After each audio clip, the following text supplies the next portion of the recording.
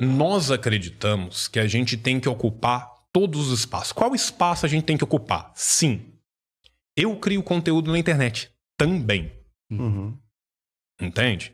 Eu não só crio conteúdo na internet, e a esmagadora maioria daqueles que são os criadores de conteúdo na internet não só criam conteúdo na internet. Uhum. Eles estão organizados em movimentos sociais, em coletivos, em partidos. Por quê? Porque a gente não tem em política espaço vazio, só tem espaço ocupado. Durante muito tempo, boa parte da esquerda, isso é uma crítica que a gente tem que fazer, abandonou a internet como se não importasse para nada. E o que a gente viu com isso? A ocupação de quem, né? Ocupação de quem? Da extrema-direita criando incel, desses fóruns tipo 4chan, de movimento neonazista, dessas merda toda. Então, nós precisamos disputar corações e mentes. O tempo todo, em qualquer lugar. Comunismo é uma construção o tempo inteiro. Né? Se eu tô na rua conversando com um cara, na hora que eu peguei o Uber, eu já começo a conversar, ele já joga ele me dá uma brecha para falar de trabalho, eu já começo a falar de exploração, já começo a falar de sindicalismo, tal. Eu tô na internet, eu tô aqui com vocês, eu tô fazendo isso. Se eu tiver dando uma palestra no sindicato, eu vou estar fazendo isso. Quando eu estiver militando na minha base, junto do campeonato de qualquer lugar, eu vou estar fazendo a mesma coisa. Por quê? Porque isso é uma construção que é necessária.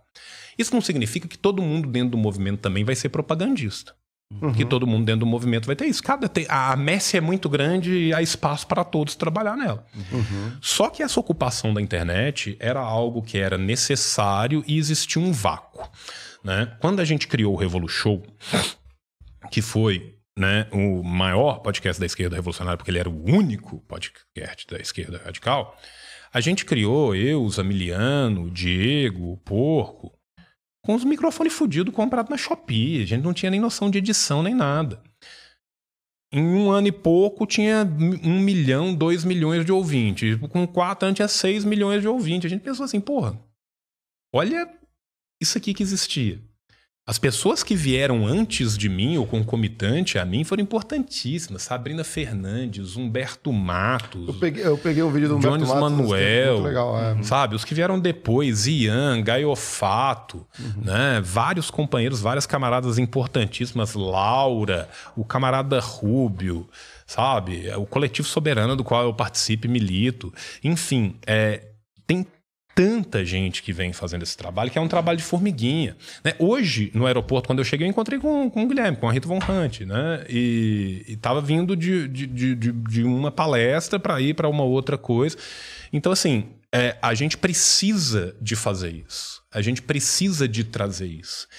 E cada vez que a gente traz isso, a gente tira um pouco da pecha, porque a gente vive numa sociedade onde a palavra comunismo já é uma palavra que é batida desde o seu nascimento o tempo inteiro. Quando você ouve de comunismo, né? É estigmatizado. O comunista come criancinha, mata gente, destrói tudo. Exatamente. Um monte de coisa ali. Sabe? Só que quando você vai estudar as coisas mais a fundo, você vai vendo, porra, não é exatamente isso. Significa que não tiveram os erros? Não, óbvio que teve, gente. Ninguém Gente, não são anjos que desceram da cidade de prata para ensinar os homens a usar cosméticos, né? Nós estamos falando de homens e mulheres numa construção humana. Tiveram vários erros e vários acertos. O que a gente não pode ter é autofagia. A gente tem que ter autocrítica sem autofagia. Tem um filósofo italiano chamado Domenico Losurdo que insistia muito nisso, e isso é muito importante, né? Que é a diferença de autocrítica para autofagia. Eu não posso pegar o bebê e jogar fora junto da água do banho. Eu sou perfeitamente capaz de entender que, olha, isso aqui não foi legal nessa experiência. O período gris em Cuba foi ruim. O que eles fizeram em Cuba? Reviram a legislação e hoje em dia eles têm a legislação mais progressista do mundo na questão LGBTQIA+. É mesmo. Você entende? Isso é autocrítica sem autofagia. Né? É você saber falar assim, isso foi ruim, isso não deu certo, estava errado, aprendemos, melhoramos, fizemos isso aqui. Infelizmente, a gente não pode falar isso muito do outro lado. Porque quando a gente pensa nas legislações mais preconceituosas do mundo contra toda a população LGBTQIA+, elas normalmente são de lugares que tiveram o quê? Colonização britânica. Porque era o código de lei britânico o mais preconceituoso. E esses lugares receberam muitas vezes a ideia do preconceito contra os homossexuais, contra as populações LGBTQIA+, dos britânicos, que eles sequer tinham isso. Né?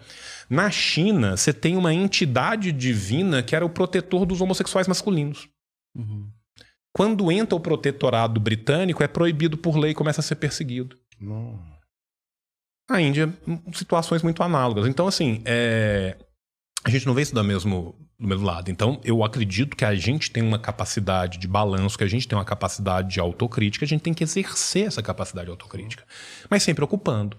E a internet não pode ser mais negligenciada, porque é burro. Porque a gente não pode... Não é, gente? E uma coisa não é substituir pela outra, sabe? Assim, não é que eu vou virar e vou falar assim, agora nós vamos todo mundo pra internet, abandona o sindicato, abandona os partidos, abandona os movimentos sociais. Não. A gente tá aqui levando gente pra fora.